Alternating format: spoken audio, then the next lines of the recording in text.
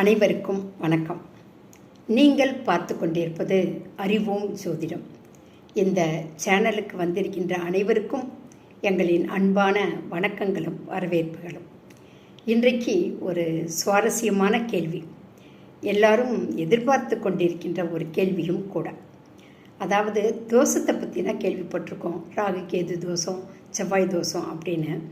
இந்த யோகம்னு சொல்கிறாங்க இல்லையா, சிலர் குழந்தைங்க பிறக்கும்போதே இந்த குழந்தைங்க ரொம்ப நல்ல யோகத்தில் பிறந்த குழந்தை அப்படின்னா கூட சொல்லுவாங்க.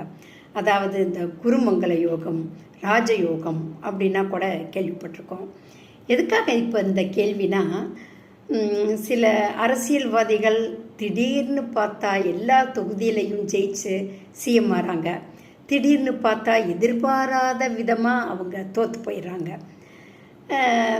இப்போ நடந்த விஷயம் கூட அப்படி தான் ஒரு ஆச்சரியப்படுறது மாதிரி இருக்குது. ஸ்டாலின், முன்னாள் முதலமைச்சர் ஸ்டாலின் அவர்கள் அவர் இருந்த கொளத்தூர் தொகுதியில் தோற்றதும், 3 வருஷத்துக்கு முன்னாடி கட்சி ஆரம்பித்த இப்போதைய முதல்வர் விஜய் அவர்கள் இவ்வளவு தொகுதியில் ஜெயித்ததும் உண்மையிலேயே ஒரு ஆச்சரியமாக இருக்குது. இதற்கும் இந்த யோகத்திற்கும் சம்பந்தம் உண்டா? அதை பற்றி ஜோதிடர் திரிபுர சுந்தரி அவர்கள் என்ன விளக்கம் கூறுகிறார் என பார்க்கலாம். நன்றி, வணக்கம். அனைவருக்கும் வணக்கம். நீங்கள் கேட்குறது ஒரு நல்ல கேள்விதான். யோகம் அப்படிங்கிறது ஜாதகத்தில் உண்டு.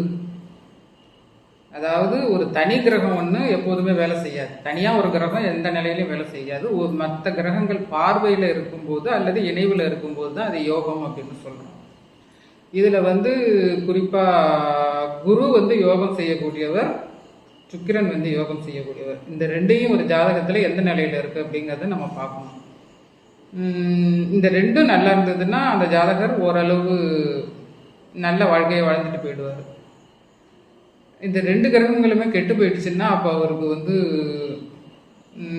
குழந்தை பாக்கியம், பணம், வசதி வாய்ப்புகள் இது அத்தனையுமே தடைப்படும். அதனால முதல்ல இது 2 தான் சுபகிரகம் ஒரு ஜாதகத்தில்.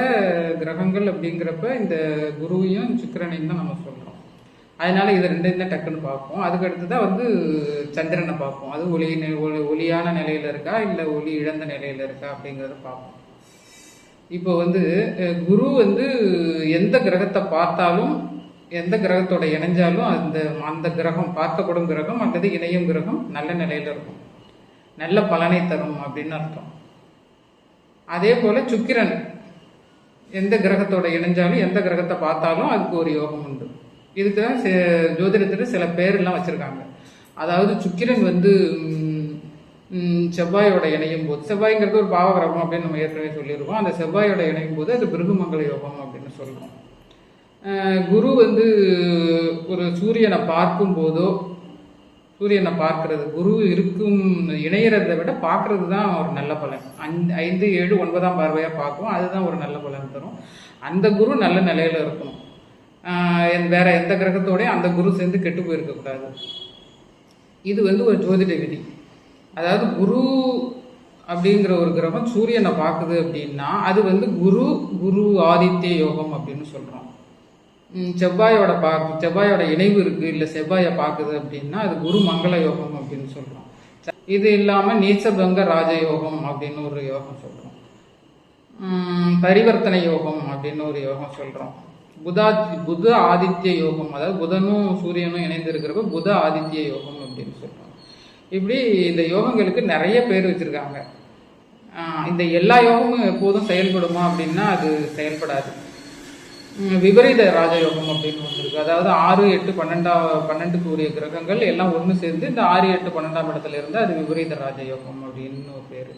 இது எல்லாம் எப்போ செயல்படும் அப்படின்னா அந்த கிரகத்தோட தசை, அது எந்த கிரகம் அந்த யோக நிலையில் இருக்கோ அந்த கிரகத்தோட தசை வர்றப்ப தான் அந்த யோகம் செயல்படும். இது ஒரு பாயிண்ட். அடுத்ததா இது எல்லாருக்கும் செயல்படுமா அப்படின்னா எல்லாருக்கும் செயல்படாது. முதல்ல வந்து ஒரு நாம ஏற்கனவே சொன்னது போல ஒரு லக்ன வலிமை அப்படிங்கிறது இருக்கு.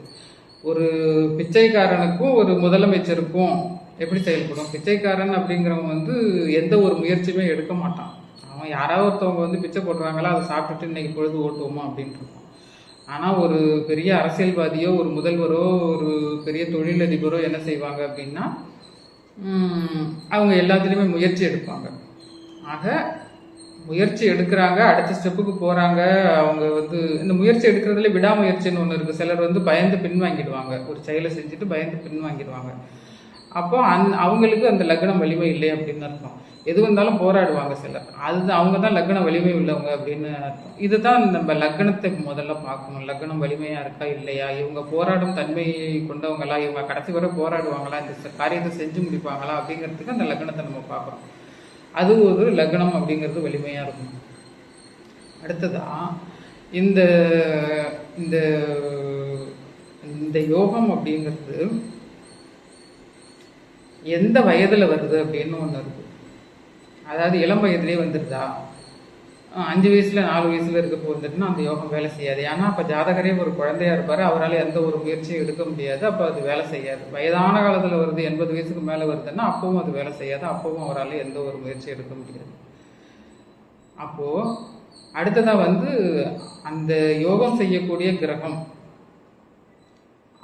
அவருடைய லக்னத்திற்கு எப்படி இருக்கு, அதாவது அவருடைய லக்னத்திற்கு சாதகமான கிரகமா இல்லை பாதகத்தை தரக்கூடிய கிரகமா அப்படிங்கிறத பார்க்கணும்.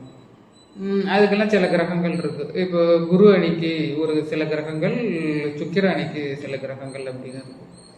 இதையெல்லாம் வச்சுதான் இந்த யோகம் அப்படிங்கிறது ஒரு குறிப்பிட்ட வயதுல வேலை செய்யுதா இல்லையா அப்படிங்கிறத நம்ம சொல்றோம்.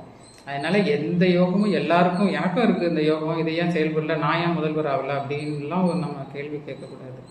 இதுல இன்னொன்று என்னன்னா, இப்போ நம்ம முன்னாள் முதல்வர் ஸ்டாலின் அவர்களுக்கு சிம்ம ராசி சிம்ம லக்னம் பூரம் நட்சத்திரம். நம்ம வந்து ஏற்கனவே சொல்லியிருக்கோம், பூரம் நட்சத்திரத்துல அஷ்டம சனி பூரம் நட்சத்திரக்காரர்களுக்கு இந்த ஆண்டு 26வது ஆண்டு. போன வருஷம் வந்து மகம் நட்சத்திரத்துல இருந்தவங்களுக்கு. ஆக 2.5 வருஷத்துக்கு அந்த சிம்ம ராசிக்கு அஷ்டம சனி அப்படின்னு ஏற்கனவே கணிச்சிட்டோம்.